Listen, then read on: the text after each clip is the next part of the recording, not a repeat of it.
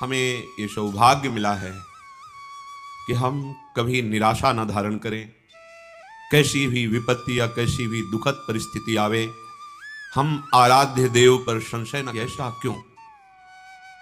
अनंत जन्मों में ऐसे हमारे दुष्कृत हुए हैं जिन्हें हम अधर्माचरण कहते हैं, पाप कहते हैं, कि अगर हमको प्रभु की शरण ना मिलती और फिर भोगना पड़ता तो हम पूरा हिसाब कभी नहीं भोग सकते थे। प्रभु की शरण में है तो इसलिए बहुत कम करके हमें विपत्ति, दुख, संकट आदि जो प्राप्त हो रहे हैं उनमें भी कुम्हार की मटकी की तरह ऊपर से पीट रहे हैं पर अंदर से पूरा हाथ का सपोर्ट दिए हुए हैं। हमारे जीवन में यदि हम शरणागत हैं हृदय से, तो जो भी घटना, परिस्थिति, संकट, विपत्ति आती है हमें निराश नहीं होना। जितनी श्वासें हैं हर कष्ट सहते हुए प्रियाजू के चरणों में समर्पित करना, इसका निश्चित फल होगा प्रियालाल की प्राप्ति। ये आसुरी बुद्धि हमें प्रभु के शरणागत होने में बाधा पहुंचाती है। इसी से हमें निराशा मिलती है। जितनी मात्रा में आसुरी बुद्धि होती है उतना ही भगवत मार्ग में निराशा पैदा करती है। और जिनके संपूर्णतया आसुरी बुद्धि का ही प्रकाश होता है उनको तो मार्ग ही समझ में नहीं आता है। आनंद का मार्ग भी उन्हें महान क्लेश और अशांति का मार्ग लगता है। किसी विपत्ति घटना में बहुत बड़ा मंगल विधान प्रभु का छुपा होता है। बड़े बड़े भक्तों के जीवन चरित्रों को जब पढ़ा गया, सुना गया और समझने की चेष्टा उनके चरण कृपा प्रसाद से की गई तो यही समझ में आया है कि उद्देश्य की प्राप्ति के लिए अब दुख सुख की परवाह नहीं करनी। जो भी दुख या सुखद परिस्थिति आती है वो शरीर के ऊपर आती है। आत्मा में तो कभी इसका प्रवाह, प्रवेश, कोई भी स्फुरना बिल्कुल नहीं। ना दुख का प्रवाह है, ना विपत्ति, संकट, अस्त्र शस्त्र, मार पीट, इनका प्रवेश ही नहीं। वही हमारा स्वरूप है। ना जानने के कारण शरीराभिमान से युक्त होकर बहुत सी गलतियां हो गई। उन्हीं गलतियों का फल इस शरीर को भोगना पड़ता है। वही हमारे कर्म किसी की बुद्धि में बैठ करके हमें दंड देते हैं। यदि हमारा कर्म ऐसा नहीं है तो त्रिभुवन में सब ईश्वर से संचलित है। किसी की ताकत नहीं है कि कोई कुछ कर सके। कई बार सत्संग में सुनाया है, एक बाल्यावस्था से भगवान शालिग्राम की आराधना करते हुए विरक्त मार्ग के पथिक बने और हर समय भजन परायण और भ्रमण करते थे। एक दिन वो गंगा किनारे शौच आदि क्रियाएं करके स्नान करने को जा ही रहे थे कि 90 लोगों ने भाला, लाठी, तलवार लिए हुए मारो मारो ऐसा कह के घेर लिया। तो संत थे, उन्होंने हाथ जोड़ा और कहा आप सब मार तो डालेंगे ही, यदि कृपा करें हमें इतना समय दे दे कि हम स्नान करके अपने शालिग्राम भगवान को स्नान करा के चरणामृत ले लें, फिर आप आराम से मार लेना। भगवान की इच्छा से वो रुक गए। स्नान किया, शालिग्राम भगवान का सांगोपांग स्नान आदि करा के पूजन किया, चरणामृत लिया और हृदय से प्रार्थना की, प्रभु इस जन्म में हमने तो कोई ऐसी गलती नहीं की जिसका ऐसा दंड मिले कि 90 लोग प्रहार करके मारेंगे। क्या इन 90 लोगों के मारने का रहस्य क्या है? सच्चे हृदय से प्रार्थना की तो भगवान उनके हृदय में स्फुरणा की और जैसे अपने को टीवी में दृश्य दिखाई देता है ऐसे दृश्य उनके सामने चलने लगा। उन्होंने 90 पुरुषों की हत्या की थी पूर्व जन्म में। तो भगवान ने कहा इनको 90 बार जन्म लेना होता और तुम्हें 90 बार मरना होता, पर मेरे भजन का प्रभाव है कि एक साथ ही 90 तुम पर प्रहार करेंगे। तुम मेरे ध्यान में निमग्न हो जाओ, शरीर छोड़कर अब तुम मेरे परम धाम को आओगे। भगवान ने हटाया नहीं, ये कृपा करी कि उसे 90 बार जन्म ना मरना नहीं पड़ा। एक बार में ही 90 लोगों ने प्रहार किया और शरीर तो नाशवान ही है, एक ना एक दिन सबका छूटना है। शरीर छूटा और भगवत धाम को गए। अब अगर बाहरी चेष्टा देख ली जाए तो बड़ी भयावनी लग रही है कि भगवान का भक्त और 90 लोगों का मिलकर प्रहार करना, भगवान बचा नहीं सकते थे क्या? भगवान ने बचा लिया। बार बार जन्म मरण के चक्र से बचे। शरीर तो एक बार छूटता ही है सबका। बड़े महान सत्यवादी भगवत भजन करने वाले प्रताप राय जी की बहन उनके समीप आई कि आपके बहनोई की दशा बिगड़ चुकी है, बहुत औषधियां दिलाई पर वो मरणासन स्थिति में है, मुझे विश्वास है कि अगर आप कह दोगे तो फिर हमारे पति का जीवन बच जाएगा, नहीं तो बिल्कुल मरणासन, आप चलिए। उनका बहन हमारा जीवन भगवान को अर्पित है। हम भगवान से प्रार्थना किसी के बचाने की या सुख की या दुख निवृत्ति की, ये सब नहीं करते। आज तक हमने कभी कोई कामना ही नहीं की अपने प्रभु से। पर जब बहन ने बहुत हठ किया तो गए, उनके बहनोई का सर गोद में रखा अपने, वो बहन के पति का, और माथा सहलाते हुए एकाग्र हुए भगवान से प्रार्थना की कि हे प्रभु करुणा करो, इनके कर्म संस्कारों को भस्म करके इनको जीवन दान दो। इतने एकाग्र थे कि उसी समय जो उनके पति थे वो बेहोशी अवस्था में थे।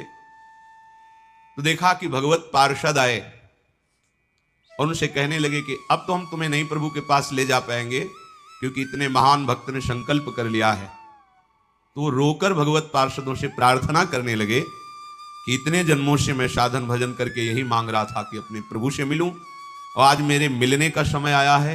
तो प्रताप राय भक्त होते हुए ऐसा कैसे कर सकते हैं कि भगवत मिलन में वो बाधा डाल दें।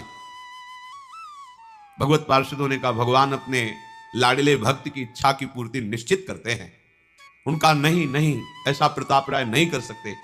और ये बात उनकी पत्नी ने भी और प्रताप राय ने भी ध्यान में देखा। तत्काल शुद्धि आई बाहर, उनका नहीं नहीं प्रभु बिल्कुल नहीं, इनकी बिल्कुल रक्षा नहीं करनी, बिल्कुल नहीं। भगवान से मिलन का अवसर आया है, अब बिल्कुल स्वस्थ करने की जरूरत नहीं। अब आप, ये बात बहन ने भी देखी, उन्होंने कहा हाँ बिल्कुल नहीं, अभी तक हम अज्ञान की धरा में चाह रही थी कि इनका शरीर स्वस्थ हो और ये मेरे पति हैं, मैं सुखपूर्वक जीवन व्यतीत करूं। और आज मुझे पता चला कि भगवान का विधान बहुत जन्मों के बाद आज मिलन का हुआ है, तो हम अपने सुख के लिए इस भगवत मिलन में बाधा नहीं डालेंगे। अगर भगवान ना बताते तो कैसे कोई रहस्य समझ पाता। ऐसे ही अपने लोग हैं, अपने लोगों के ऊपर भगवत कृपा है। अब जो भी विधान हो रहा है भगवत कृपा से युक्त हो रहा है। कहो सो कहां जहां प्रभु नहीं, कोई ऐसा स्थान नहीं जहां प्रभु ना हो।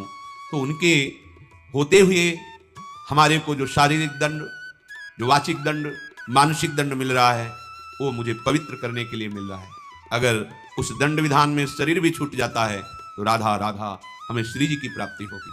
शरीर तो छूटना ही है, आज या कल छूटना है। निराशा या भक्ति मार्ग में उत्साहहीनता ये बिल्कुल ठीक नहीं।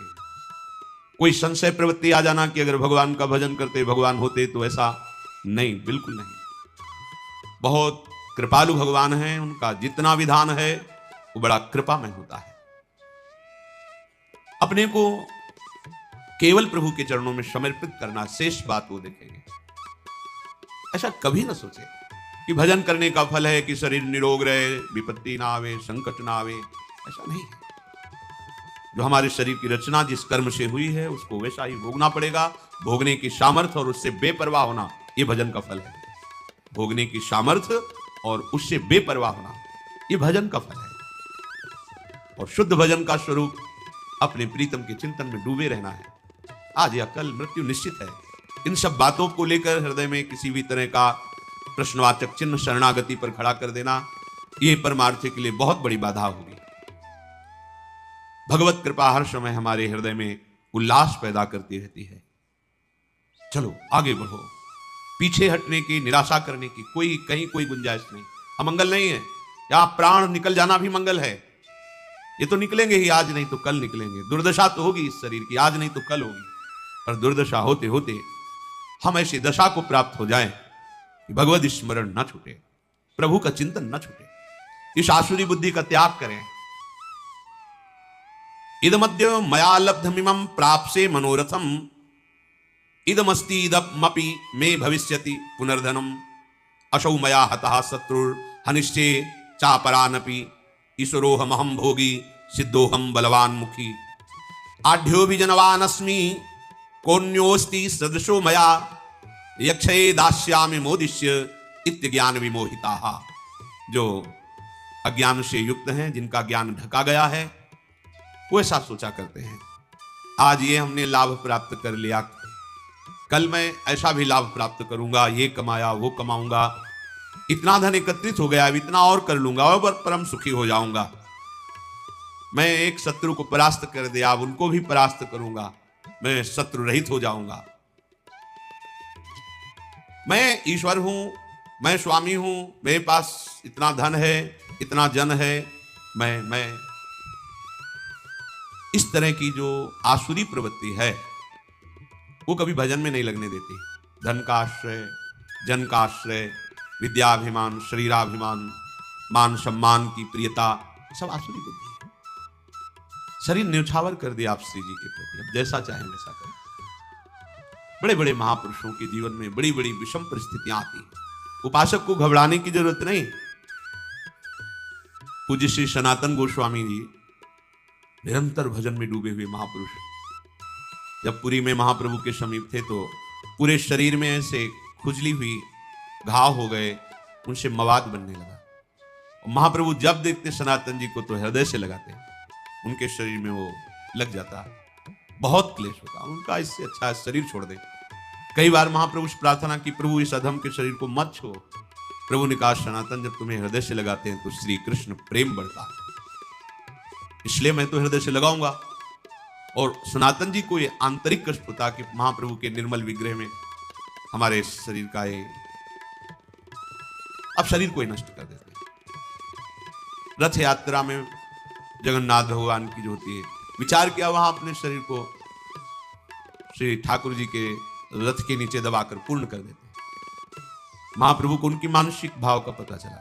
महाप्रभु ने कहा, सनातन अभी शरीर तुम्हारा है, इस शरीर के रखने या छोड़ने का भी अधिकार तुमको है।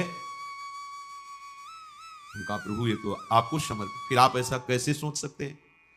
जब आपका अधिकार ही नहीं है, आप शरणागत है, आपने तन मन प्राण समर्पित कर दिए है, फिर आपको ऐसा सोचने का अधिकार नहीं है। प्रभु बहुत दुख होता है जब आप आलिंगन करते हैं और आपके ऐसे दिव्य कंचन वर्ण शरीर में वो हमारे घावों का हमें बर्दाश्त नहीं होता। दौड़कर महाप्रभु ने हृदय से लगाया, तत्काल दिव्य शरीर वो सब खत्म। बड़े बड़े महापुरुषों को शारीरिक व्याधियां, सामाजिक विपत्तियां, ये सब आती हैं। इसका तारतम्य भजन से नहीं जोड़ना चाहिए कि अगर हम श्री जी के हैं तो ऐसा क्यों हो गया, श्री जी के हैं तो क्या वो ठीक नहीं कर सकती, ये सब नहीं। हमारा उद्देश्य भगवत प्रेम प्राप्ति है, हमें अपने उद्देश्य पर दृष्टि रखना है। भगवत प्रेम का स्वरूप है प्रतिपल सहज निरंतर अपने आराध्य देव का चिंतन होना, और कोई आकांक्षा न रह जाए किसी भी लोक लोकांतर के भोग की, किसी सुख की कोई आकांक्षा न रह जाए, नहीं रह जाएगी। बड़े बड़े सिद्ध महापुरुषों को यही अपने वृंदावन ब्रज क्षेत्र में महामहिम श्री पंडित बाबा जी महाराज, पंडित रामकृष्ण जी महाराज, ऐसे महापुरुष जो बाल्यावस्था में ही भगवान के साथ कंचा गोली खेलते थे, गोविंद देव जी के साथ। एक भंडारा किया तो संतों के पास अर्थ आ जाता है तो संत सेवा में लगता है, ठाकुर सेवा में लगता है। संत सेवा हुई, शाम के कुछ ऐसे जन पधारे जो स्वभाव में आसुरी प्रवृत्ति रखते थे। कहा, बाबा खीर पुआ बटा हमको भी खवाओ। भैया तो मध्याह्न में राजभोग लगा, बट गया, अब तो है नहीं। लाठी से प्रहार किया, खोपड़ी फूट गई, रक्त स्राव होने लगा, और वो कुटिया में गए तो उन्हें कुछ मिला नहीं, तो वही अपने गमछे से फिर पट्टी बांधी। इतने बड़े महापुरुष जो बाल्यावस्था से भगवत साक्षात्कार किए सिद्ध महापुरुष, इसका कोई महत्व नहीं है। किसी ने पीट दिया, किसी ने गाली दे दिया, कोई विपत्ति आ गई, कोई रोग आ गया तो बोले इनका भजन लघु है, इनके भजन में ताकत नहीं है क्या? नहीं, जिसने मारा था वो भस्म हो जाना। अभी साधुता समझते क्या हो? ये नहीं, मार्ग को समझिए, नहीं तो माया का कार्य है संशय और अविश्वास पैदा कर देना। संशय और अविश्वास ये जीवन का सबसे बड़ा संकट है, जो अनंत जन्मों के लिए बीज बो दिया भगवत विमुख होने का। इसलिए कभी संशय नहीं, कभी अविश्वास नहीं, जैसी भी परिस्थिति बढ़ते चलो, आगे आगे बढ़ना है। अमंगल शब्द है ही नहीं, विश्वास कर लीजिए। कितने हम आपको चरित्र बताएं महापुरुषों के, जिनकी निरंतर भगवदाकार स्थिति है, ब्रह्माकार स्थिति, हमने उनके दर्शन किए। बरगदिया बाबा नाम के गांव में क्या होता है कि जैसे जो प्रधान वृत्ति होती है उसी में संत का नाम रख दिया जाता है, तो बरगद के वृक्ष के नीचे रहते थे गंगा किनारे, तो उनको बरगदिया बाबा कहते थे। जैसे एक संत भगवान आजीवन केवल सतुआ ही पाए तो सतुआ बाबा उनको कह दिया। एक संत भगवान थे कि जो भी आवे कितना बड़ा करवा रखते थे, पंजीरी देते, उन पंजीरी बाबा कहते। संत लोग, संत जनों के नाम गांव के लोग अलग रख देते, गुरुजन नाम रखते हैं अलग होता है। संतों बरगदिया बाबा उन्हें कहते थे। उनके पैर में जरा सा ऐसे खत हुआ, फिर सड़न शुरू हुई, पूरा पैर मवाद से। कोई भी जाता बाबा दवा, ऐसा नहीं, कीड़े पड़ गए। ए बाबा कीड़े पड़ गए हैं इनके, नहीं उनका अभिप्राय खाने ना। चेहरा प्रसन्न, हर समय ब्रह्माकार वृत्ति, शरीर से निष्प्रिय। ब्रह्माकार वृत्ति अर्थात साक्षात ब्रह्म रूप, और शरीर पैर में कीड़े पड़े हुए। इसका तारतम्य भजन से नहीं जोड़ा जाता। यहां संत कॉलोनी में रहते थे पूज्य स्वामी श्री महेशानंद गिरी जी महाराज, काफी समय पहले ही पधार गए। बहुत ही ज्ञानी, समस्त शास्त्रों के, और बहुत ही गंभीर और छुपे हुए महापुरुष। मलिन चद्दर, लाल रंग का, ऐसे अवधूत। जब जाते बात करते तो ऐसा लगता जैसे अमृत पिला रहे हो, शास्त्रों की गूढ़ बातें, साधना की गूढ़ बातें। तो जो संतों की मंडली चलती रहती ना, सुबह देखो परिक्रमा मार्ग में, उसी मंडली में एक संत बड़ी ही ऊंची स्थिति के, एक गशारी होती है यहाँ अंगुलियों के मोड़ में, जहां से वो फिर धीरे बहुत ही जलन पैदा करती है। 2-3 दिन मंडली में नहीं गए तो स्वामी जी महाराज उनके समीप गए, महेशानंद गिरी जी, और देखा उनका। स्वामी जी रामकृष्ण मिशन, चलो इसका ऑपरेशन। नहीं स्वामी जी 2-4 दिन में ठीक हो जाए। धीरे धीरे वो बढ़ी, फिर हाथ 10 दिन बाद गए तो यहां तक हाथ ऐसे पीला मवाद से भरा। उनका स्वामी जी अब तो आपको चलना पड़ेगा, अब आपकी बात नहीं सुनेंगे, आपको चलना पड़ेगा। ठीक है, तो कल तक का समय दे दो, कल हम चलेंगे। हाँ स्वामी, कल तो हम गाड़ी लेके आएंगे, रामकृष्ण मिशन आपको ले। कल जब गए तो आश्रम में से बैठे, निष्प्राण हो चुके थे, शरीर चला गया। महापुरुषों जो भगवत चरणारविंद में इतने तल्लीन हैं, वो चाहें तो नई सृष्टि कर सकते हैं। वो अपने अंगों की पीड़ा को नहीं मिटाया, क्योंकि जानते हैं नाशवान शरीर, इसको भोग लेते हैं और प्रिया प्रीतम के समीप चलते हैं। ये संशय वृत्ति हृदय में बिल्कुल नहीं होनी चाहिए कि यदि भजन का फल सुख है तो इनको बुखार क्यों आ गया, भजन का फल सुख है तो इनका अंग भंग कैसे हो गया, भजन का फल भगवान रक्षा करते तो इनको गाली किसने दे दी, इनको पीठ किसने दिया। हमें सावधान रहना है, हमारी निष्ठा में परिवर्तन ना आने पावे, और चाहे जैसी परिस्थिति हो वो हमारे प्रभु से पास होके आ रही। पक्का समझ लीजिए, हमारे द्वारा कितने भयंकर पाप हुए तुम क्या जानो। मेरे कृपालु प्रभु आज कृपा करके उनको बहुत कम में भुगता करके अपने मार्ग में ले चल रहे, उनकी कृपा का पता नहीं। हम लोग अज्ञानी केवल वर्तमान को देख, हमने तो भजन किया, कभी कोई गलती की, गलतियों का खजाना जमा है तुम्हारा। आज उनकी कृपा से तुम भजन कर रहे हो। तो ये शरीर जब बना था तो उसका प्रारब्ध निश्चित हो गया था, इस अवस्था में इस दंड को तुम्हें भोगना है, तो दंड दे रहे हैं और उसके साथ दुलार कर रहे हैं, और हमारा अविनाशी मार्ग पुष्ट हो रहा है। कितनी बड़ी कृपा है। तो हम हर समय कृपा का अवलोकन करें, कभी किंचन मात्र भी प्रभु पे संशय न करें, उनके विधान में प्रश्नवाचक चिन्ह न लगा दें। ऐसा क्यों किया प्रभु, प्रभु क्या ऐसा नहीं कर सकते थे। निश्चित मानिए, कोई भी शरणागत के ऊपर जो विधान हो रहा है वो प्रभु का बहुत सोचा समझा विधान है। यदि वो शरणागत है अंदर से, हम बाहर की बात नहीं करते, बहुत संशोधन करके पास किया हुआ विधान है, और उसका फल भगवत प्राप्ति है। इसलिए कभी किसी भी तरह की संशयात्मा वृत्ति हृदय में नहीं होनी चाहिए। पूर्ण विश्वास के साथ ये प्राणों की बाजी लगाकर इस मार्ग में चला जाता है।